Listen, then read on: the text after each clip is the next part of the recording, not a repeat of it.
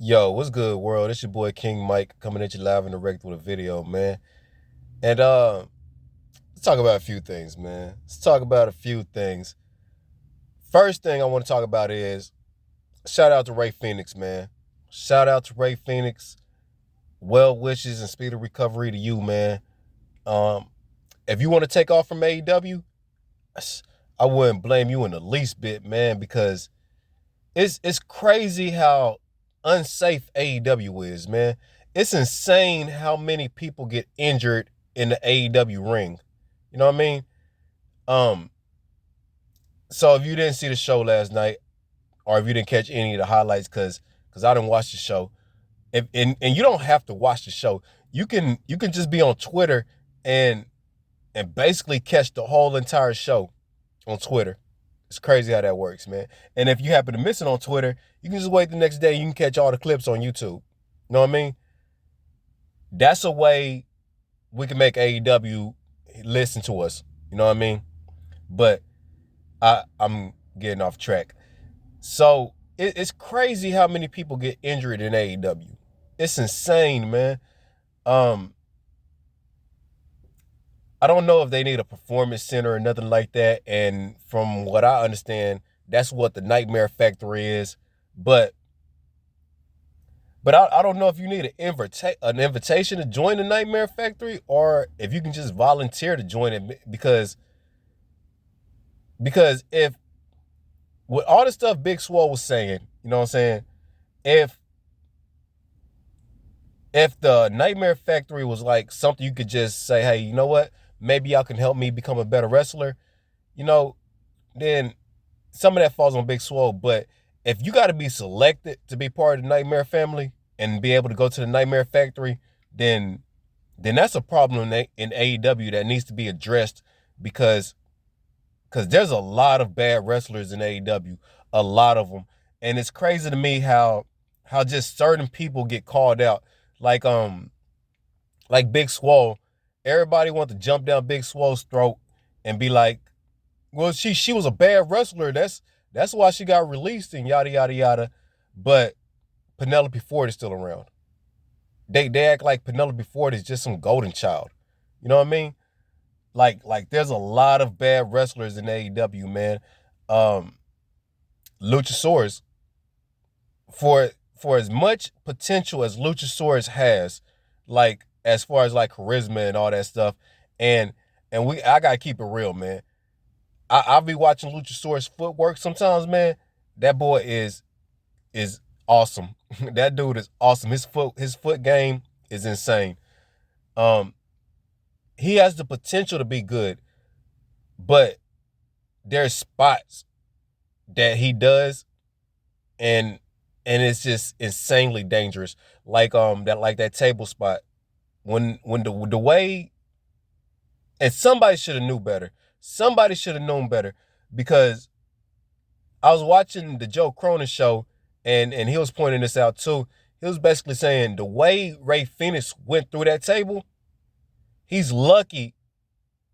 And I don't know how lucky you are, but he's lucky that really he just walked away with a broken arm, because it could have been a lot worse, especially if one of the metal pieces underneath the table, if that thing would have turned the wrong way and went in like Ray Phoenix's neck, or like the side of his face or something like that, it could have been really bad.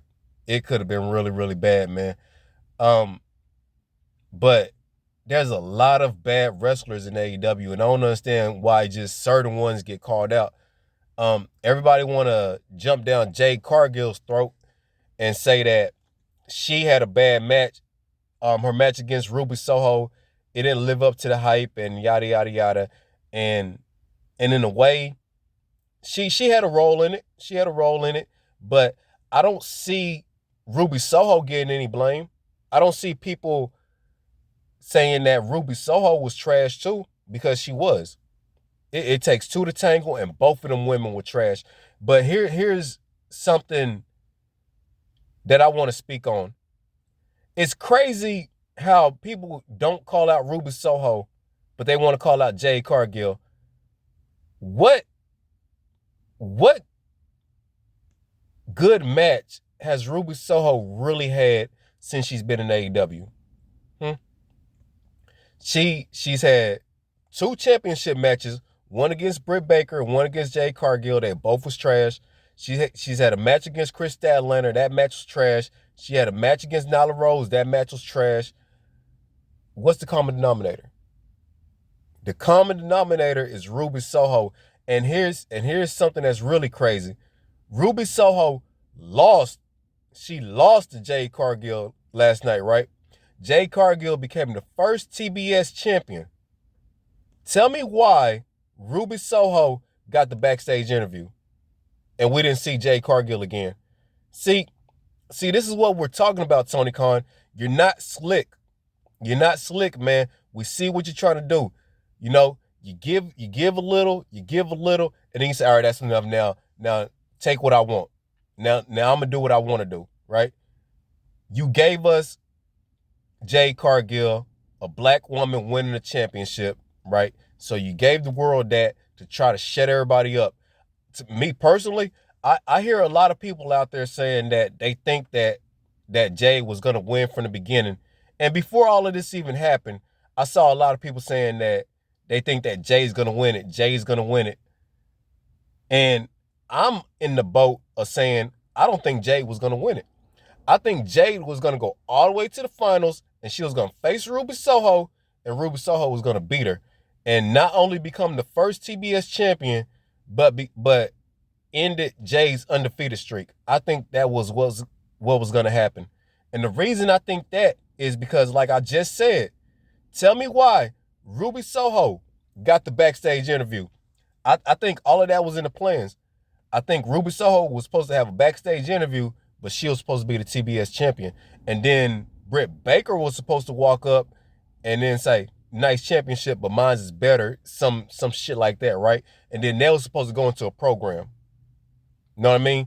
Because before all of this happened, I think that's exactly what was going to happen. Because Tony Khan did some damage control. He gave Jade Cargill the TBS championship, and then he put Ruby Soho right back into another championship picture. You know what I mean? We didn't see Jade no more that night. We saw Ruby Soho again getting put right back into another championship picture. Why is that?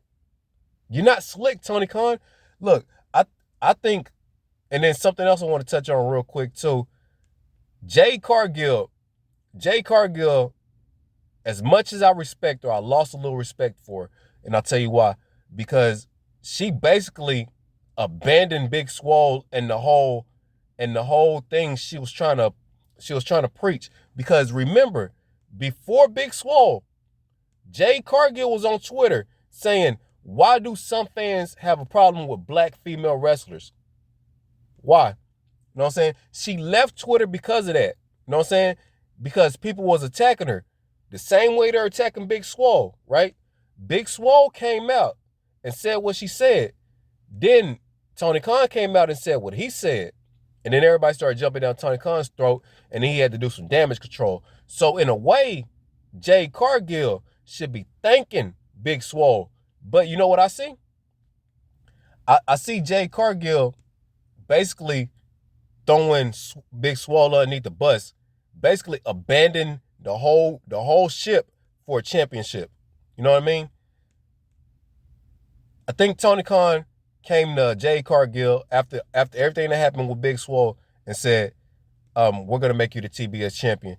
And then Jade Cargill was so happy with that. She started defending Tony Khan. She abandoned her whole position. Oh, now wrestling fans love black females, right? You know what I'm saying? She started parading around with her daughter. Notice her baby daddy wasn't there, though. The black man wasn't there. But she had to have her daughter because Big Swole brought up her daughter. You know what I'm saying? It wasn't a family moment. It was a shot at Big Swole. You know, you gotta look at all of this shit because these people aren't saints. I know y'all want to paint Tony Khan out to be like just this hero, this dude who never does wrong. But you got to understand, Tony Khan grew up insanely insanely rich kid and his dad has a lot of power. He grew up like that. Do you think Tony Khan understands? No. Do you think Tony Khan understands, hey, you're wrong? He doesn't understand that, because I can promise you, ever since the day Tony Khan was born, he has got everything he has ever wanted. Nobody has ever really told that man no. Nobody has really told that man he's wrong. And the few people who have told that man that he was wrong, he could just easily remove them from his life. You know what I'm saying? Because he has the resources to do it.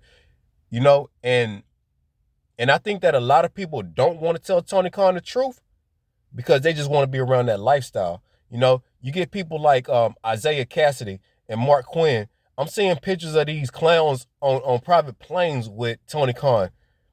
But what are they doing for their legacy, right?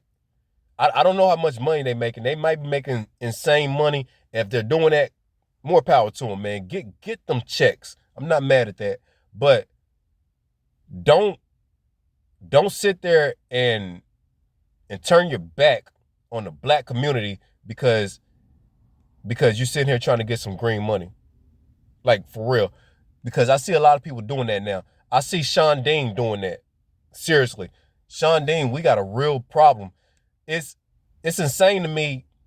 I just saw this before I started making this video, man. Tony Khan is trolling at this point, though. But it's pissing me off nonetheless. But he's trolling, and I know this. He came out and he said, congratulations to the captain Sean Dean for his win over MJF. Notice that the way Sean Dean won was by disqualification, right? CM Punk came out, ran off MJF, and then CM Punk, for no reason at all, gave this black man a go to sleep. He assaulted Sean Dean, and then Sean Dean won the match. So he didn't pin MJF. He didn't submit MJF. Another white man came out there, beat him up, and he won the match. And then Tony Khan's trying to paint that off like it's an accomplishment. And then Sean Dean's happy with that. You know what I'm saying? It pisses me off because it's like y'all are just spitting in our face. It's like y'all are just spitting in our face. Brandy Rose, you're a sellout. Sean Dean, you're a sellout. Big Swole, not Big Swole, Powerhouse Hobbs. Powerhouse Hobbs, I don't know about you yet. You're talking out the side of your neck. Jade Cargill, I lost a lot of respect for you, Jade. You sold out for a championship. Because you know damn well you were supposed to lay down for Ruby. But Big Swole came out, said some shit. Tony Khan tried to do some damage control. And let's pay attention to this championship run of Jade real quick. You know, let's see if her and Britt Baker ever cross paths now that both of them are champions. Because something's telling me that Britt Baker seriously don't like Jade Cargill, and Jade Cargill seriously don't like Britt Baker. You know, so let's pay attention to that. But it's a lot of weird shit going on in AEW. A lot of weird shit, and they got to figure out a way to correct it. But I'm going to sign out, man. It's your boy King Mike coming at you live and direct with a video, man. If you came this far, leave a like on the video, you know, obviously because you liked it. Subscribe to the channel, man. Join the nation. Let's grow this thing. Follow me on my Twitter at King Mike, KINGMIKE 307. And if you want to talk about anything that's said in this video or anything that's going on in the world, you can leave me a comment below and I'll get back at you, all right? Peace.